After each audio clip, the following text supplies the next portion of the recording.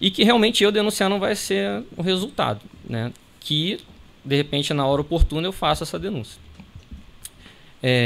Vinha fazer essa denúncia depois na Polícia Federal, até talvez seja o inquérito citado aqui, não lembro o número.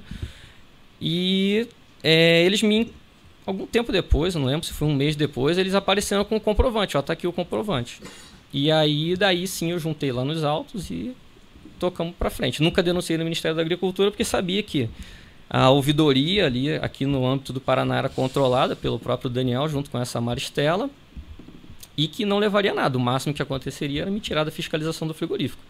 Independente disso, o frigorífico sempre sofreu uma série de sanções e tal, e acabou sendo interditado por mim mesmo, se eu não me engano, em janeiro de 2014, definitivamente por uma série de problemas sanitários, porque em 2013 eles tinham uma série de problemas. A gente criou junto lá, a diretoria do frigorífico e eu, um cronograma de ações de quase um ano para eles tentarem se recuperar, mas tinha uma série de limitantes restritivos, questão de abate, questão de embalagem, sala e tal. Eles fizeram uma série de obras, até que eu autorizei uma série de adaptações lá, né? Depois eu fui até questionado, como é que autoriza sem passar pela diretoria do CIPO e tal, mas eram obras que não alteravam o layout do frigorífico, eram simplesmente trocar trilho de lugar e temperatura, isso não precisaria passar por lugar nenhum.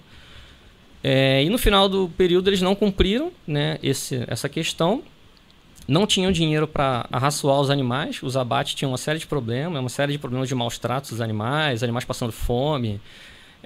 Isso reflete lá na frente no abate mesmo, porque os animais ficavam desidratados e com o intestino irritado, repleto, às vezes rompia as vísceras e sujava a carcaça inteira, só piorava a condenação. Eu cheguei num ponto que eu suspendi os abates e comuniquei ao órgão estadual aqui para não que emitisse mais certificados de trânsito de animais vivos. E aí eles ficaram fechados um bom período até tentar regularizar. Hoje eu não sei se regularizaram ou não a situação. Tá bom. O senhor acabou de mencionar a expressão ajuda de custo e indicou ela ser uma ilegalidade. Na minha opinião, né? Porque se o mapa tem não é a questão da opinião. O que eu lhe pergunto é outra coisa. Sim. Essa ajuda de custo, nesse seu tempo aqui no Paraná, o senhor já tinha ouvido em outros locais, outros empresários fiscais fazendo referência a essa expressão ajuda de custo? Olha, eu ouvi o próprio Celso me falou que durante um período ele recebeu uma ajuda de custo quando ele ficou sem veículo oficial para vir de Balsa Nova, se eu não me engano, ele morava em Balsa Nova e ia até Bocaiúva do Sul fazer fiscalização. Parece que teve um período que ele ficou sem o veículo oficial, não sei porquê, e que ele teria acertado com a empresa uma ajuda de custo, né? A empresa não diz que é ajuda de custo, a empresa dizia que era pagamento em cima dos certificados e tal, que eram emitidos. Mas eu já ouvi falar de outros colegas assim, que fulano recebe ajuda de custo. Por exemplo, o próprio colegas da região de Londrina me falaram que o Zanon receberia, né, ajuda de custo, esse da Louça, da região de Moarama, recebia ajuda de custo. Não, mas o senhor ouviu do empresário que pagava? Não, do empresário não. Ouvi de colegas que comentaram que esse cara aí ganha uma grana por fora, diz que é ajuda de custo. O senhor só se recorda de Celso? Que o senhor ouviu o Celso falou pro senhor? O Celso falou pessoalmente para mim num dia que a gente foi de carro até lá, né? Porque uma das coisas que eu exigi, que eu trabalhei em Bocaiúva,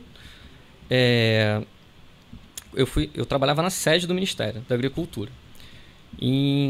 Logo depois que eu fui exonerado, algum tempo depois, a doutora Maria do Rocio pediu para a colega minha, Caroline Del Negre, redigir um memorando com todas as motivações para que eu não ficasse mais na superintendência, porque realmente, como participante do sindicato e participante dos processos, eu estava começando a movimentar as pessoas para juntar documentos, juntar depoimentos e tal, para robustecer a denúncia.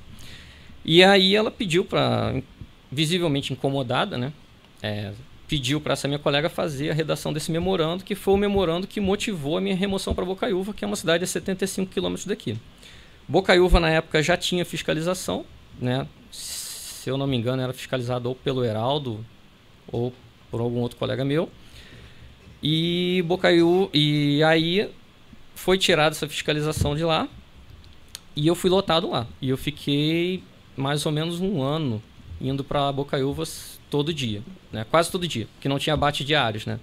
Apesar de lá ser inspeção permanente, a inspeção permanente é só nos dias que tem abate. Então, por exemplo, o frigorífico eu trabalhava 2, 3, 4 dias da semana. Nesses dias eu obrigatoriamente tinha que estar lá. O Celso tinha o carro oficial, era o meu parceiro de fiscalização. Ele vinha com o carro oficial, me pegava em casa e a gente ia junto até Bocaiúva. Na volta ele me deixava em casa. Eu acho, se eu estiver equivocado, mas me pareceu que o doutor havia perguntado, pelo menos eu anotei assim, se ele já tinha ouvido falar sobre ajuda de custo em outros locais, ou não foi isso? Isso, ele respondeu que ele ouviu do fiscal, ouviu apenas de Celso. Pessoalmente, só do Celso. Já ouvi falar, assim, de burburinho de não, de em outros colegas. locais fora do mapa? do Paraná. O senhor do trabalhou Paraná. em outro estado também, Sim, não? trabalhei. Já ouviu assim? Não, em Santa Catarina eu ficava numa cidade que era só eu e mais 4 colegas e que era bem isolada. Não, mas no âmbito do mapa lá, nunca me falaram assim nada pessoalmente. Eu entendi que a pergunta era nesse sentido. Mas deve ter... Além dessa questão do Celso, que teria recebido valores do frigorífico Primos, o senhor tomou conhecimento diretamente, seja de empresário falar para o senhor, ou de fiscal falar para o senhor, sobre pagamentos a outras pessoas, outros servidores públicos? Olha, teve o caso do Primos, né? Teve um evento que foi um treinamento que teve aqui na sede, né? Que participaram 2 colegas meus que considero amigos, né? Que é o Antônio Carlos Prestes, o Carlos Frederico Margraf, que são de Ponta Grossa. E eles me falaram que havia questão lá do madeiro, não ajuda de custo, mas que havia questão de que o madeiro tinha reclamado que estaria tendo que pagar em produtos, né, para servidores, isso sim. Agora, diretamente, fulano recebe tanto, não, isso não. Tá bom. Eu passo agora a questionar o senhor sobre a época que o senhor atuou como fiscal da empresa Pecim. Certo. Consta dos autos aqui que o senhor foi fiscal lá por algum tempo. Em algum momento o senhor decidiu fazer uma fiscalização mais intensa, mais específica sobre questões relativas à entrada de insumos e correspondente saída de produtos. Mas o senhor então que narre inicialmente, se no início do seu trabalho no Pecim, o senhor já havia identificado alguma irregularidade? Que irregularidade é essa? Quais providências o senhor tomou? Depois nós começamos a questionar sobre essa questão dos documentos. Certo. Deixa eu só contextualizar isso então, porque fica mais fácil. Eu trabalho aqui no Paraná desde outubro de 2012, né? Salvo engano, no início de 2013, eu recebi a atribuição de fiscalização periódica de alguns frigoríficos da região metropolitana, fora todas as atribuições da sede e mais a chefia substituta da inspeção. Um deles era o Pecim. Então, na verdade, eu não comecei a fiscalizar o Pecim em 2014. Eu já era responsável pela fiscalização do Pecim desde 2013. Né? Início de 2013. Então, documentação provavelmente está lá de várias idas de fiscalização, acompanhamento de supervisão e tal. O que aconteceu em 2014 é que com o fechamento do Primos, que era quem me consumia diariamente quase o abate, eu fui à superintendência e pedi para retornar informalmente, né, a sede administrativa. Não fui atendido, obviamente, né? Meus colegas de setor me informaram: a Maria nem o Daniel te querem aqui. O Daniel foi exonerado, né? E a Maria também, se eu não me engano, em março de 2014, entrou um outro colega meu, chamado Glauco Bertoldo. Entrou uma DDA nova no lugar do André Parra, que é a Glauco Simone... entrou no lugar de quem? Do Daniel. Glauco entrou no lugar do Daniel, a Simone Bandeira entrou no lugar do André Parra e a Luciana Prado Pires entrou no lugar da Maria do Rocio, né?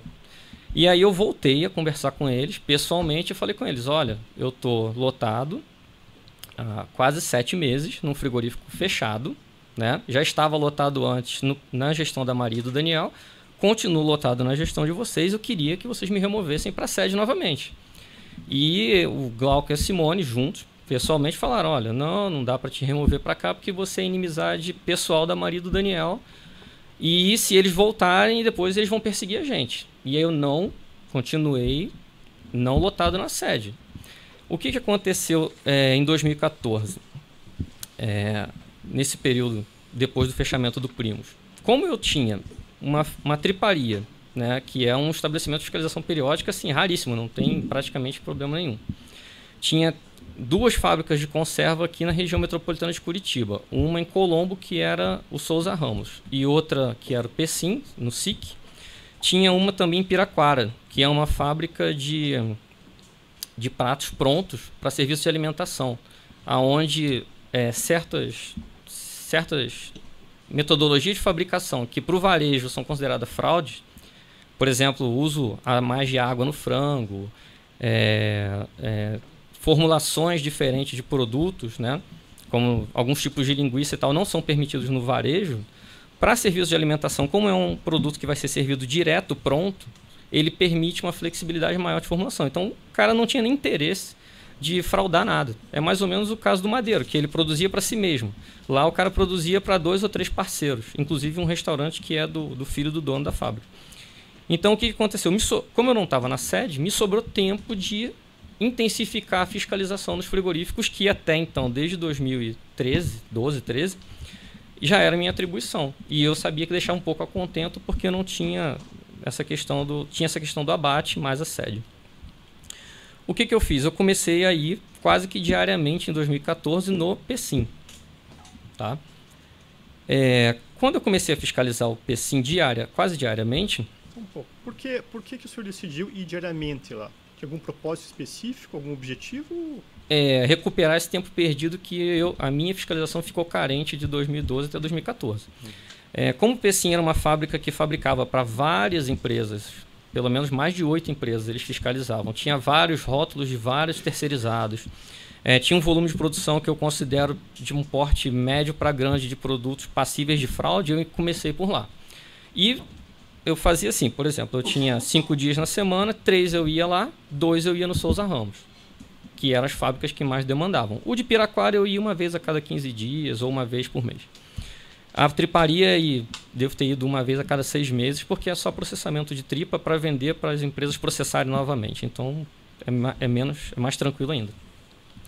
Com isso eu comecei a perceber que no Pecim, uma das coisas que eu não percebia quando eu ia periodicamente era, toda vez que eu entrava e fazia a conferência de formulação pessoalmente, a conferência batia diferente da formulação da empresa, apontada pela empresa, e da formulação apontada pelo seu Tarcísio de Almeida. Como é que você chegou a essa conclusão?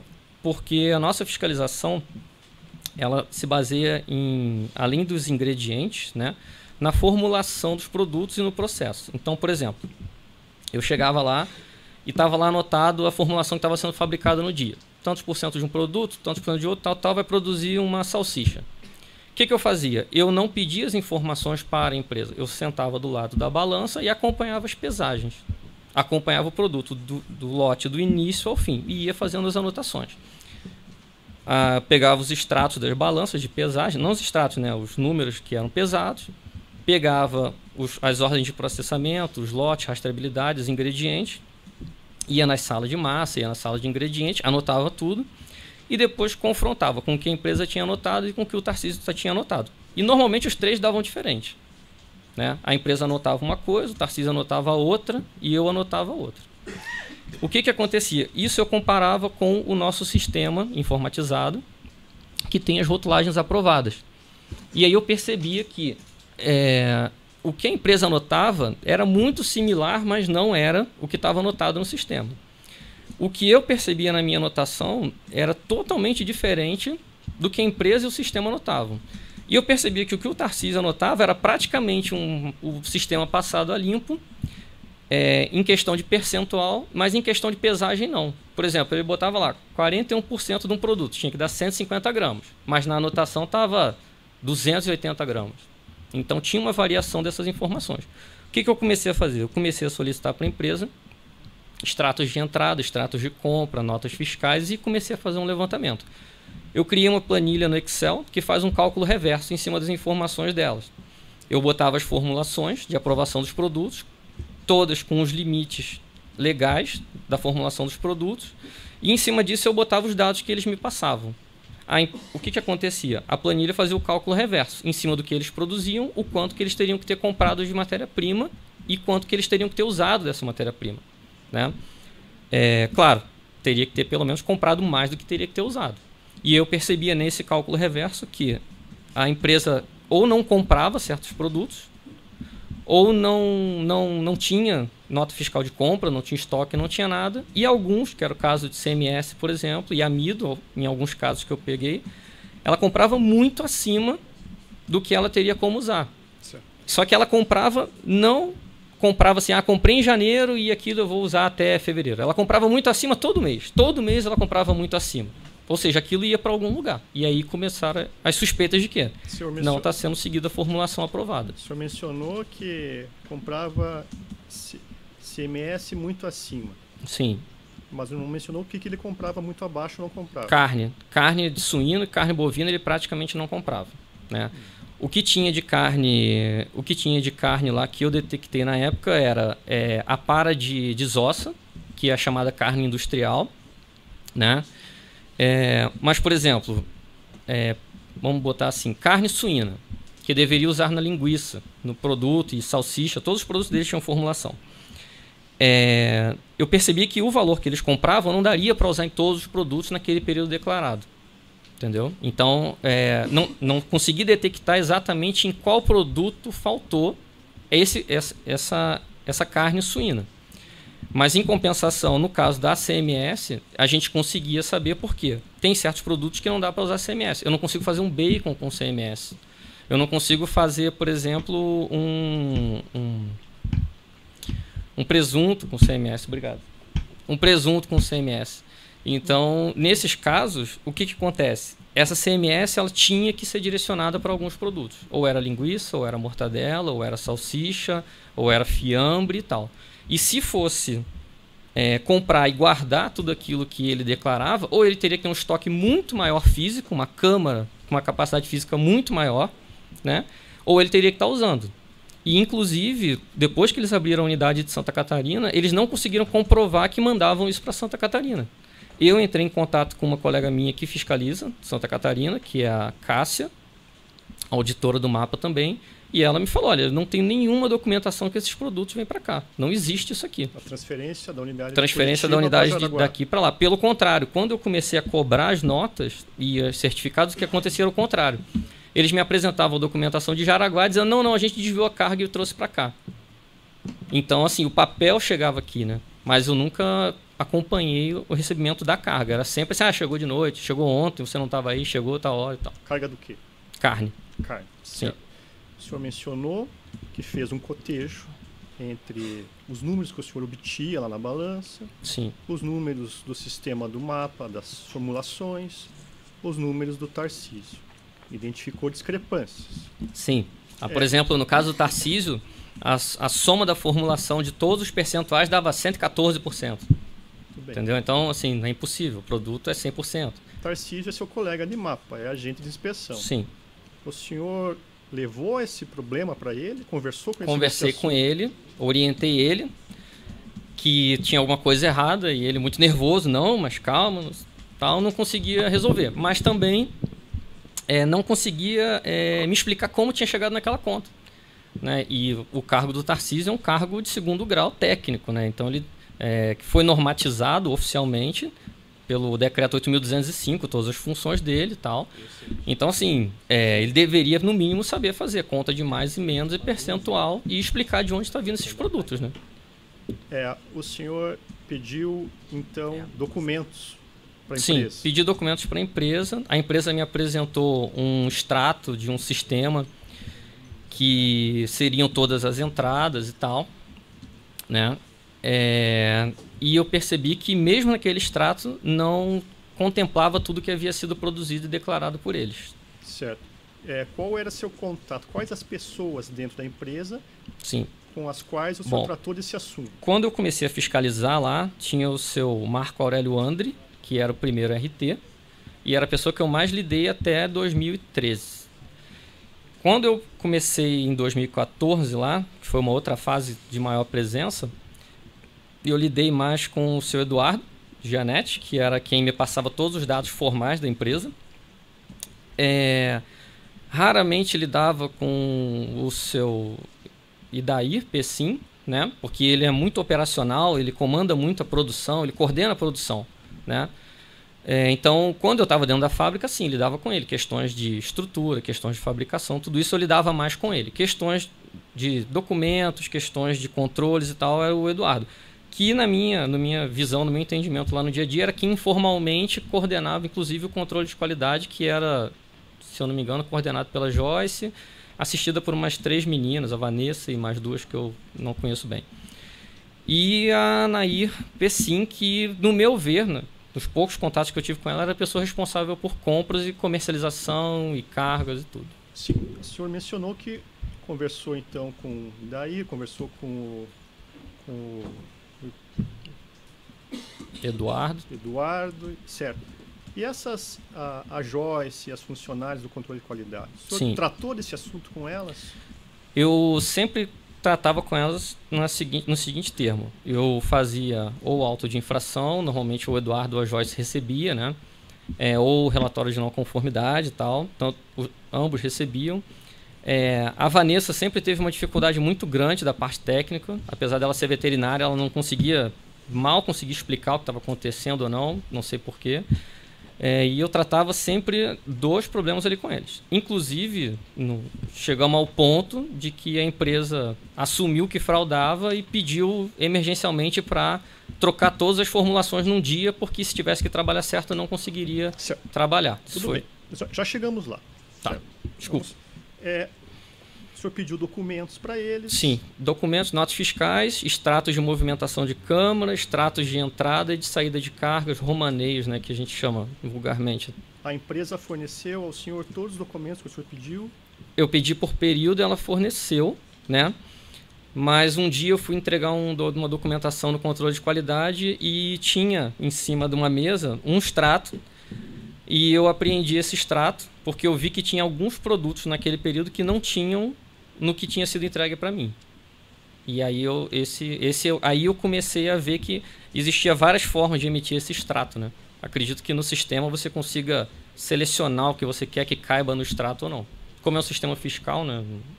Parecido com o fiscal. Era um extrato de um sistema informatizado da empresa. Da empresa. A empresa tem um sistema informatizado, codificado, que tem as entradas de produtos e matérias-primas, né? E as saídas também, as utilizações na fábrica. Muito bem.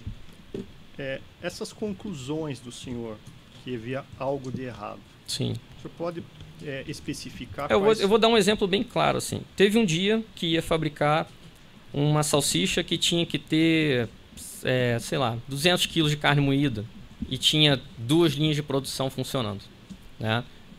Cada lote teria que ter 200 quilos de carne moída. Vamos botar assim, um exemplo. O que eu fiz? Eu fui acompanhar na balança, pesagem, ok, pesagem, eu fui acompanhar o moedor. O moedor não dava vazão suficiente para moer a carne para ser usado nas 2 linhas ao mesmo tempo. Então uma linha foi parada. Não, deu um problema na linha, parou. E a fábrica funcionou o dia inteiro que eu fiquei lá, só uma linha de produção. E ninguém consertava a máquina, que tinha quebrado em tese, e a produção foi caindo e foi parando e tal. Esse foi um caso, né? E teve o dia que foi o dia da nossa reunião lá, onde teve essa questão da fraude, que eu falei assim, não, vamos então fabricar como está na aprovação do mapa, né? Aí essa reunião foi com quem? Eu, Pessim, a Joyce e o Eduardo. Pessim e daí o Pessim. E daí Pessim, sim. Era a única pessoa que eu lidava, né? Certo. O que o Idair e o Eduardo falaram em relação a esse problema? Não, eles assumiram que realmente não compravam carne suficiente para usar em todos os produtos, mas que usavam pele de frango acima do limite. Só que foi o que eu falei para eles, olha, pelos extratos que vocês me apresentaram, se for tirar carne e substituir por pele, não dá nem um dia de fabricação, então não é pele, é CMS. Aí eles, não, é pele. Eu falei, cara, não é pele, não tem como usar. Primeiro que vai estragar o produto, pele é um produto altamente gorduroso e que vai estragar o produto porque ele não vai dar volume, né? O produto vai ficar friável no final. E aí eles falaram, não, mas então vamos fazer assim, a gente começa a fabricar com a formulação correta. Eu falei, então vamos com a do que está aprovada pelo mapa. A gente não tem condição de fazer essa formulação e tal, e a fábrica parada, desde a hora que a gente teve a reunião, era umas 9h30 da manhã. E aí foi que eu acho que o Idair me falou assim, não, a gente já mandou vir uma carreta que estava indo para Jaraguá, vem para cá e de tarde a gente vai começar a fazer o certo. Aí eu falei, tá, mas se for fazer o certo, essa carreta não vai dar para fabricar tudo que está em ordem de produção e tal. Uma fábrica desse tamanho não funciona com 27 toneladas de carne de suíno só, precisa de muito mais. Aí, não, mas o Eduardo vai ver com você para ajeitar todas as formulações. Aí o Eduardo fez um ofício para mim, solicitando que não fabricasse nenhuma das formulações aprovadas pelo mapa, que fabricasse a formulação mínima conforme o regulamento do mapa, que não fosse considerado mais fraude, não tivesse PL acima do limite, não tivesse CMS acima do limite. E aí eu autorizei naquele dia para não deixar a empresa parada, realmente, né? Mas já estava com os autos de infração todos redigidos, tudo pronto, a documentação separada para autuar a empresa. E ela ficou parada praticamente um dia inteiro, sem trabalhar. Esses autos de infração o senhor havia lavrado naquele mesmo dia ou antes? Não, na verdade, os autos de infração eu lavrei, mas eu comuniquei a eles e, se eu não me engano, eu entreguei os autos de infração no mesmo dia, ou no dia seguinte, e os ofícios eu entreguei numa segunda-feira de manhã. Eu acho que foi mais ou menos um lapso temporal de 3 ou 4 dias. Que era oficiando as empresas a entregar a documentação e tal. Porque o auto de infração, apesar de ter sido todo feito o registro em planilha e tal, não é compulsório você entregar no momento da infração, né? A empresa é notificada das irregularidades e você pode redigir, juntar os documentos e tudo com auto de infração. Isso é comum acontecer. Não é compulsório. Eu vi irregularidade, sou obrigado a lavrar o auto de infração. Nem a RNC é assim também. Só um instantinho para suspender a gravação, porque